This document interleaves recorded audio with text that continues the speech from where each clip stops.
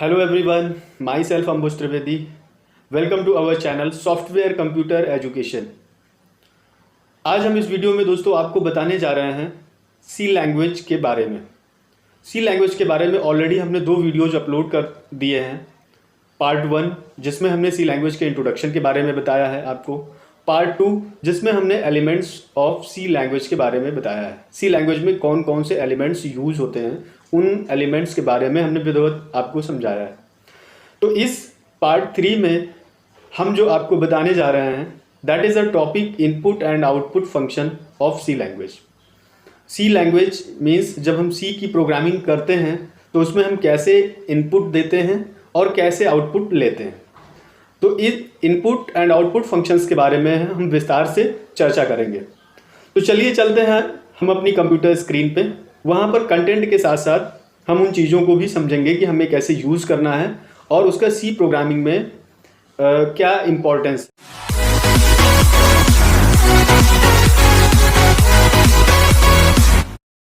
Part 3 Input and Output Function in C program. So there are 3 main functions of any program. It takes data as input, process this data and gives output. So generally हम computer working system के बारे में जानते हैं कि सबसे पहले हमें इनपुट देना होता है, देन प्रोसेस उसकी कंप्लीट होती है, आफ्टर दैट हमें आउटपुट मिलता है। So the input and output operations involves movements of data from an input device, generally keyboard, to computer memory. So input and output operations को perform करने के लिए सबसे पहले हमें input device यानी कीबोर्ड एंड आउटपुट डिवाइस यानी monitor, इन दोनों का इम्पॉर्टेंट रोल होता है इसमें। सो इंस्ट्रक्शन देने के लिए हम स्टैंडर्ड इनपुट डिवाइस कीबोर्ड का यूज़ करते हैं एंड आउटपुट लेने के लिए स्टैंडर्ड आउटपुट डिवाइस जनरली हम मॉनिटर का प्रयोग करते हैं। So C language does not provide any facility for input and output operations. So C language के पास ऐसी कोई फैसिलिटी नहीं जिसके लिए वो इनपुट एंड आउटपुट ऑपरेशंस को परफॉर्म करती हो। इसके लिए हमें क्या करना होता है, यानी सी लैंग्वेज में जो ऑलरेडी या प्री डिफाइंड फंक्शंस होते हैं, उनमें जो लाइब्रेरी फंक्शंस हैं, उनके माध्यम से हम सी लैंग्वेज के इनपुट एंड आउटपुट ऑपरेशंस को परफॉर्म करते हैं। And so there are several header files like math.h, string.h, studlib.h and studio.h and conio.h। So ये हेडर फाइल्स हैं। अभी जैसे हम बात कर रहे थे लाइब्रेरी फंक्शंस की, math.h, this is the library functions, it is also called header file. math.h एक ऐसी फाइल है जिसमें मैथमेटिकल इक्वेशंस या मैथमेटिकल सोल्यूशन को परफॉर्म करने के लिए फंक्शंस इसमें अवेलेबल होते हैं, जैसे स्क्वायर रूट, पावर। एंड ऐसे ही स्ट्रिंग को परफॉर्म करने के लिए, स्ट्रिंग फंक्शंस को परफॉर्म करने के लिए string.h फाइल का यूज़ करते हैं। And studlib.h standard input output या स्टैंडर्ड लाइब्रेरी फंक्शंस के को परफॉर्म करने के लिए स्टैंडर्ड studlib का यूज़ करते हैं। ऐसे स्टूडियो यानी स्टैंडर्ड इनपुट आउटपुट फंक्शंस को परफॉर्म करने के लिए हम इस फाइल का यूज़ करते हैं। एंड conio.h, इसके अतिरिक्त और भी बहुत सारी फाइल्स हैं, उसके बारे में हम आगे विधिवत चर्चा करेंगे। अभी हम यहाँ इनपुट एंड आउटपुट फंक्शन के बारे में जान रहे हैं। So in this video we will discuss about the input and output functions only. Input functions scanf and गेट कैर। यहाँ पर हम स्कैनफ और गेट कैर को डिस्कस करेंगे। जैसे कि स्कैनफ भी इनपुट लेने के लिए यूज़ किया जाता है एंड गेट कैर भी इनपुट लेने के लिए यूज़ किया जाता है, बट इसके जो इनपुट लेने के जॉब्स हैं वो अलग अलग हैं। एंड आउटपुट फंक्शंस की अगर हम बात करें तो printf एंड पुट कैर, तो इसके भी आउटपुट देने के जॉब्स अलग अलग हैं। printf अलग तरीके से वर्क करता है एंड पुट कैर अलग तरीके से वर्क करता है। So there are several other input and output functions that will be discussed in other chapter. So let's talk about, there is a simple method of providing value to variable is by assignment operator, such as are under int basic equals to 2000. int एक तरह का data type है and basic here is a type of variable and equal is a assignment operator। ये आप देख सकते हैं, this is the data type and this is the variable, and this is equal, it is called assignment operator, and 2000, this is a value, 2000 assigned into basic. Basic has occupied the memory in computer, and as it is char is a data type, ch is a variable, and equal is a assignment operator which is used to assign the value, and a is a character, because char data type में जो भी variable हम define करेंगे उसमें एक character को ही store कर सकते हैं. सो हम आगे बात करते हैं. This is method used to takes input data from keyboard. In this method, we can give value to the variable at runtime. For input, we use printf. Sorry, for output we use printf. And input के लिए हम scanf को use करते हैं और output के लिए हम printf को यूज करते हैं. So let's talk about conversion specification. Conversion specifications होते क्या हैं? So चलिए हम देखते हैं. What is a conversion specification? And हम जानेंगे why we use it with printf and scanf function and how we use it in C program. ये क्या हैं, इन्हें हम C program में कैसे यूज करते हैं और क्यों printf और scanf का यूज करते हैं. So conversion specification to specify the type and size of data. It must begin with a % sign. तो कन्वर्जन स्पेसिफिकेशन का सबसे इम्पॉर्टेंट रोल सी लैंग्वेज में होता है, बिकॉज कन्वर्जन स्पेसिफिकेशन डेटा के टाइप को एंड साइज को स्पेसिफाई करता है और ये % साइन के साथ में स्टार्ट होता है. For example %C, this is the character conversion specification. Means जब हमें किसी कैरेक्टर का इनपुट लेना हो, कैरेक्टर टाइप का इनपुट लेना हो और ओनली कैरेक्टर का इनपुट लेना हो, तो उसके लिए हम इसको यूज़ करते हैं. And %D, it is use for decimal integer, and as it is %X, hexadecimal integer, and O, octal integer, U, unsigned decimal, E, floating point number in scientific notation, F, floating point number. Means कि अगर हमें कोई decimal value लेनी हो, decimal means जिसमें point लगा होता है, अगर वो वैल्यू लेनी हो तो उसके लिए हम %F का यूज़ करते हैं. ऐसे G, E फॉर्मेट और F फॉर्मेट. S, स्ट्रिंग के लिए. String is a group of character. Means जब कई सारे कैरेक्टर का हमें इनपुट लेना हो या आउटपुट लेना हो तो उस केस में हम %S का यूज़ करते हैं. सो स्ट्रिंग में जैसे कोई नेम भी हो सकता है, school name, employ name, student name. So these all the string. ऐसे इनपुट लेने के लिए भी हम इनका यूज़ करते हैं और आउटपुट लेने के लिए भी हम इनका यूज़ करते हैं. सो हम आगे चल के देखते हैं how to read computer input data from the user. अब हम जब किसी कंप्यूटर को जब कोई डेटा प्रोवाइड कराते हैं या इनपुट देते हैं तो डेटा कंप्यूटर कैसे रीड करता है. तो चलिए देखते हैं. Input data can be entered into the memory from a standard input device, keyboard. यानी कि जो डेटा इनपुट किया जाता है वो कंप्यूटर में कीबोर्ड के थ्रू एंटर किया जाता है. एंड स्कैनफ एक ऐसा लाइब्रेरी फंक्शन होता है जो कि डेटा को एंटर कराने के लिए यूज़ किया जाता है. And this function can take all types of values, numeric, character, string as input. So let's see the example ahead. अब हम इसके कुछ एग्जांपल्स देखते हैं कैसे ये कंप्यूटर डेटा को रीड करता है. टू रीड इंटीजर वैल्यू, यानी कि अगर हमें कोई इंटीजर वैल्यू प्रोवाइड करानी है तो कैसे रीड करेगा. तो देखिए सबसे पहले ऊपर हेडर फाइल दी है. This is the header file has include stadio.h and this is the main function and this is curly braces and then we define data type int because हमें integer value को read कराना है and after that we define variable marks. इसके बाद हमने semi colon लगाया है. Semi colon का यूज किसी भी लाइन को टर्मिनेट करने के लिए करते हैं.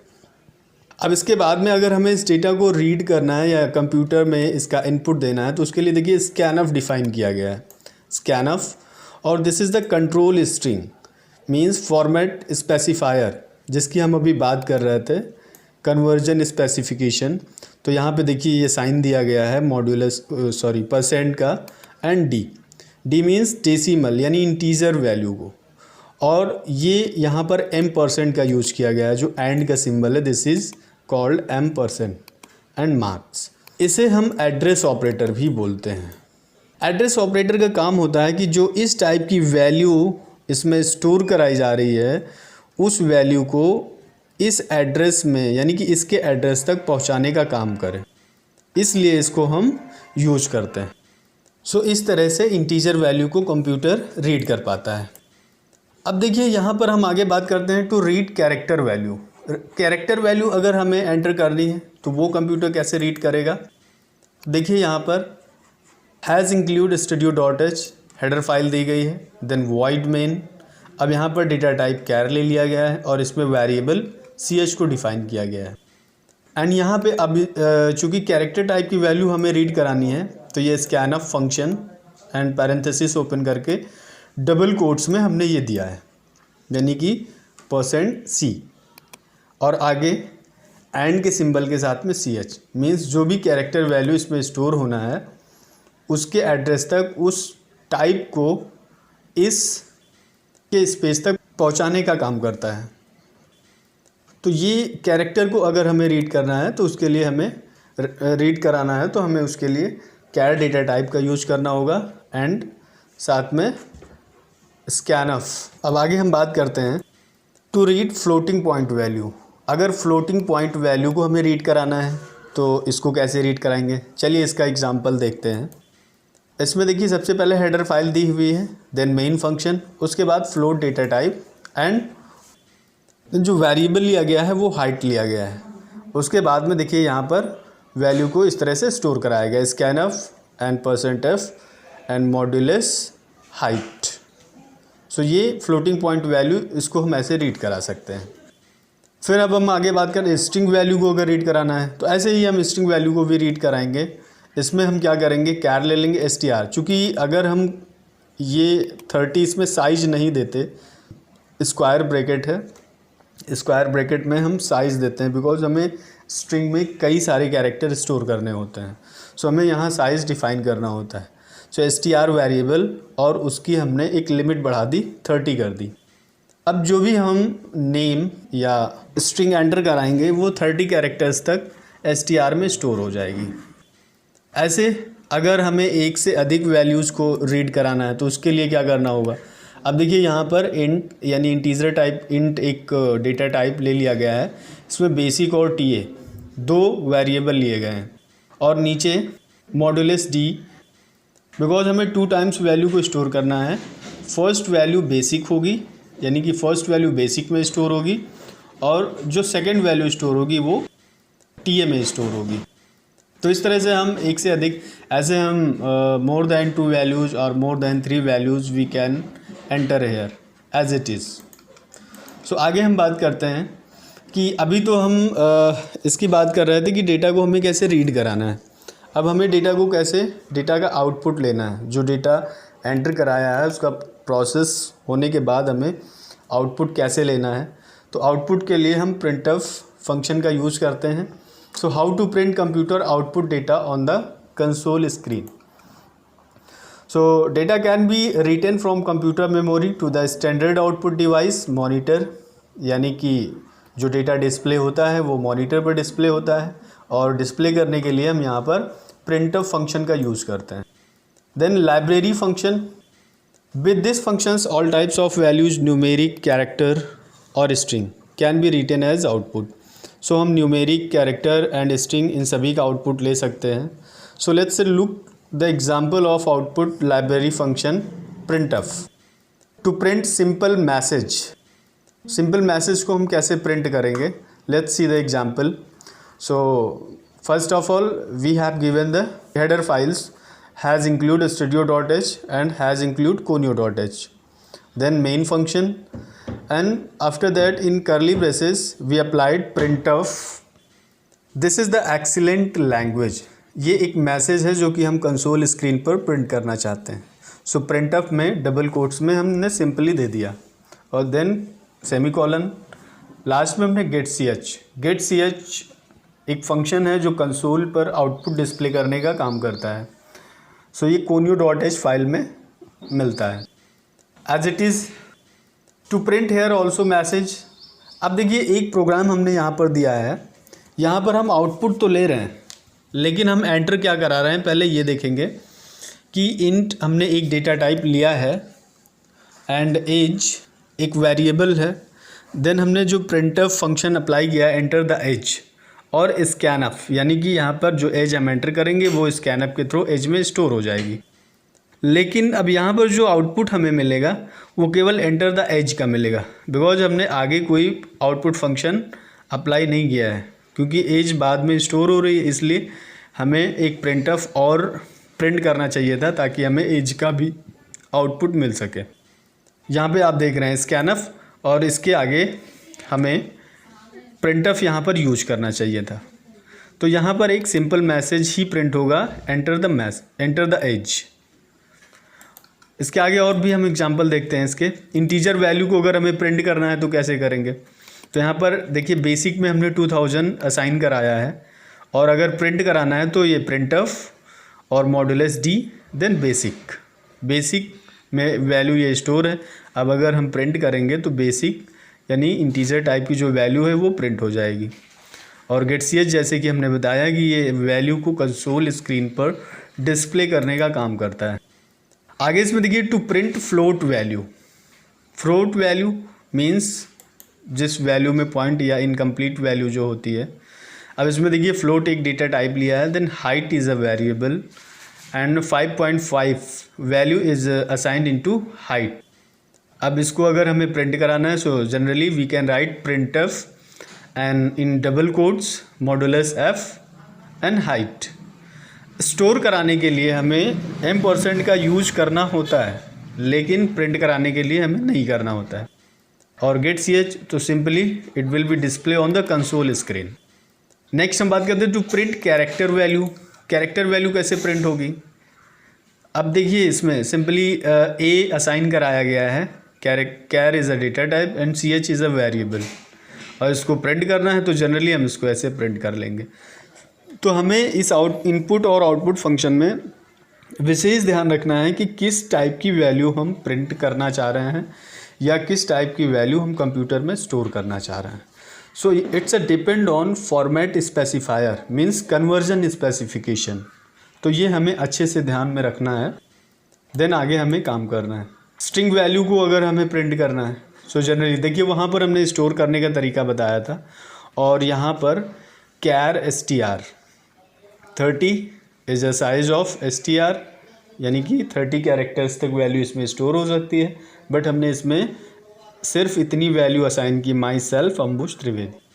और अगर हम प्रिंट करेंगे इसको तो मॉडुलस एस के साथ में जब प्रिंट करेंगे तो ये सिर्फ माई सेल्फ अंबुश त्रिवेदी ये लाइन प्रिंट करेगा। Character input and output. Character का इनपुट एंड आउटपुट कैसे लेते हैं, अब कैरेक्टर इनपुट एंड आउटपुट के लिए दो फंक्शन यूज होते हैं, जैसे कि हमने स्टार्टिंग में ही डिस्कस किया था। गेट कैर किसी भी कैरेक्टर को रीड करने के लिए एंड पुट कैर किसी कैरेक्टर को प्रिंट करने के लिए। So these functions get char and put char can be use for character input and output. So get char reads a single character from the standard input, you know that keyboard, and next put char output one character at a time to the standard output, as you know, monitor.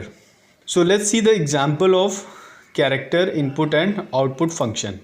So यहाँ पर आप example देख सकते हैं। हमने ऊपर studio.h and conio.h दो header files दी हैं। Then main function after curly braces एक हमने कैर टाइप का वेरिएबल लिया है ch, और इसमें हमने एक कैरेक्टर एंटर कराया, enter a character. This is the message हमने दिया है कि जब हम प्रोग्राम को रन करें तो हमें ये मैसेज मिले तो हम कैरेक्टर को एंटर कराएं।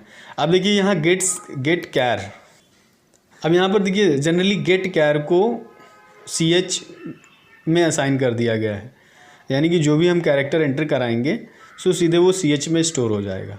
एंड आगे हमने नेक्स्ट मैसेज दिया है द एंटर्ड कैरेक्टर इज़। अब ये मैसेज और पुट कैर सी एच, यानी कि इस मैसेज के साथ में जो भी सी एच की वैल्यू वो प्रिंट हो जाएगी, यानी कि आउटपुट आपका इस प्रकार आएगा and the entered character is this, यानी कि ए एंटर किया है और ए प्रिंट हो जाएगा।